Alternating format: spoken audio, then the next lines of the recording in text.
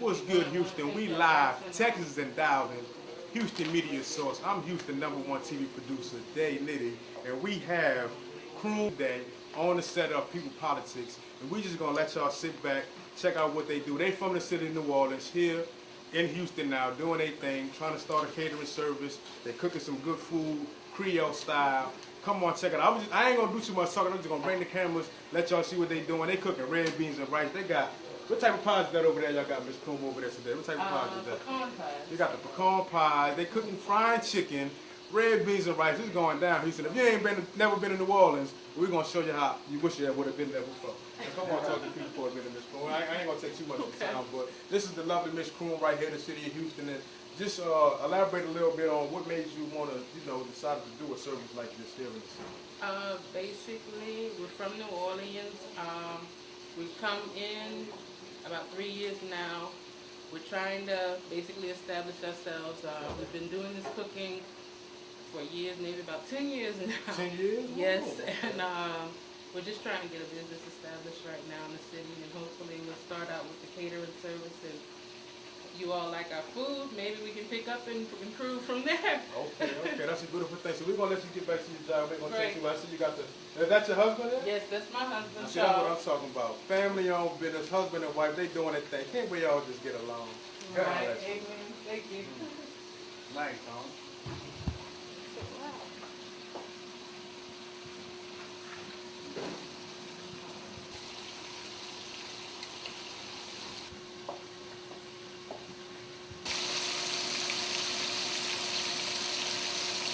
We've already marinated it, we've battered it, and this will take about maybe 5 more minutes, and then we'll take these out, and another batch will be coming in. We've got the red beans and rice already here. We've got 2 kinds of sausages, the regular smoked sausage, and we've got a Louisiana sausage in here called andouille.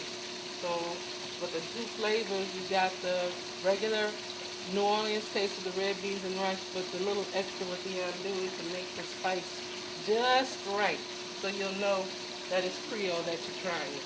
And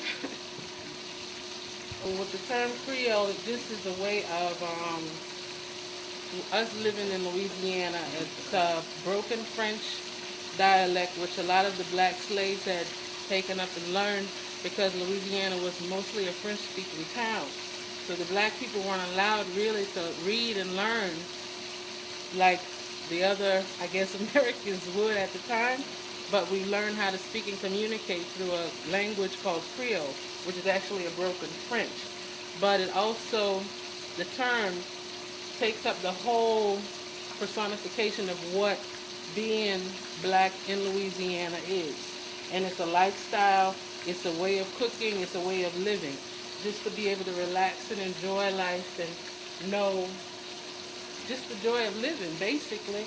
And I'm hoping that you all enjoy the food, because we put in a lot of love and care in it, Louisiana style, and I hope that you all enjoy it.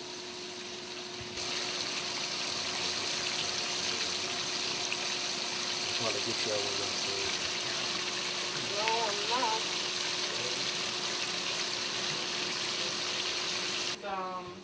A lot of the older black people spoke Creole, but they stopped speaking it maybe around the 2nd or 3rd generation ago, because they didn't want. Well, a lot of the Creole language has been lost through the generations, because a lot of the older people who actually grew up speaking Creole, when Louisiana was then made an English-speaking state, they would speak Creole when the younger kids were around, so the younger kids couldn't understand what they were saying. And that's the reason why the language has been lost. But the food and the lifestyle is still there. So we build upon that right now, rather than reflect on the language that's basically right now being lost and replaced by English. In Creole is anymore, and it's a tragedy, but the food lives on. It's just, we need to more or less try to, I figure, reflect back on our past, because it teaches us who we are as a people. And it's sad, because when your older relatives, it's something maybe that they used in secret back at a time, but they allowed their generations behind them to lose this, and it's almost as though with no regrets. And it's something that really is regrettable because we need to know who we are, from the past in order to see where we're going into our future. That's the only way that we can make up who we are as a people entirely, by knowing who we were and realizing from there which direction we want to go with our lives. Mama, cousin, them all them speak Creole. Yeah, but those are in rural areas now. It's not more or less in the urban cities anymore. Yeah.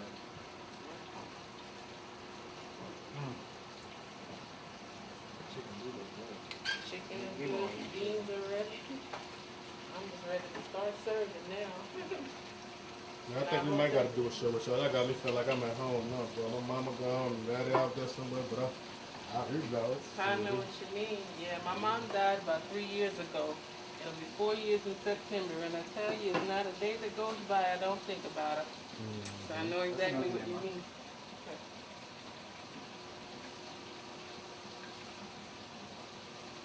So whenever you're ready, I guess you can. So now talk about let's talk about the business idea a little bit. Like, I understand, so y'all started cooking young, and y'all got. Beans and rice, chicken on the side. And we can work on putting the pie on there.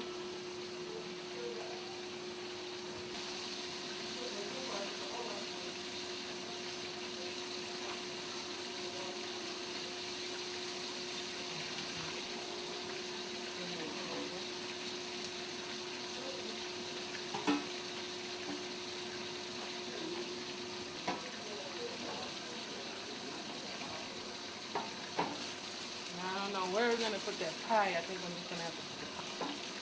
And this is what, and we're gonna put a pie with that, a pecan pie, and that should be a meal, New Orleans style. Yes, ma'am.